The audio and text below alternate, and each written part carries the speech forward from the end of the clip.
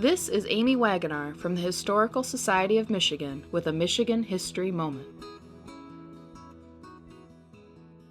From 2013 to 2016, millions of public television viewers tuned in to watch the popular series Mr. Selfridge. The show followed the life and times of flamboyant department store owner Harry Selfridge. His huge department store, Selfridge's, was a sensation in London. But Selfridge's did not originate in London. Harry Selfridge, in fact, grew up in Jackson, Michigan. It was in Michigan that he developed many of the skills that led to his success as a retailer and some of the flaws that eventually led to his downfall. Harry Selfridge was born in Wisconsin in 1858. His parents had moved there from the Jonesville, Michigan area and returned to Jackson soon after Harry's birth.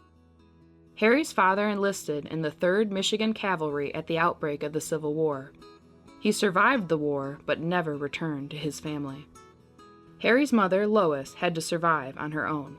She found employment as a schoolteacher and became headmaster of Jackson High School. She insisted that Harry always go to school wearing a clean shirt and polished shoes, lessons that he would retain when he inspected his department store employees on morning tours of the store.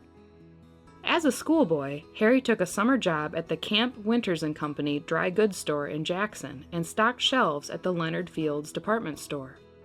He learned the value of advertising when he and a schoolmate sold ads to town merchants in a monthly magazine that they published.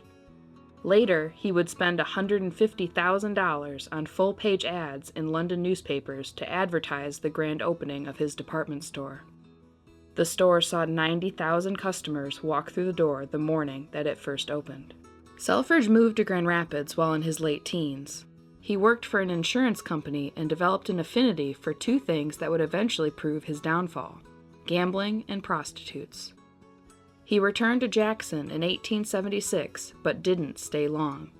In 1879, he moved to Chicago and began working his way up the ranks in Marshall Field's department store. He eventually opened his own vast department store, Selfridge's, in London. There he enjoyed fabulous success. Harry Selfridge's personal flaws finally caught up with him. High living, expensive affairs with women, and gambling losses consumed most of his fortune.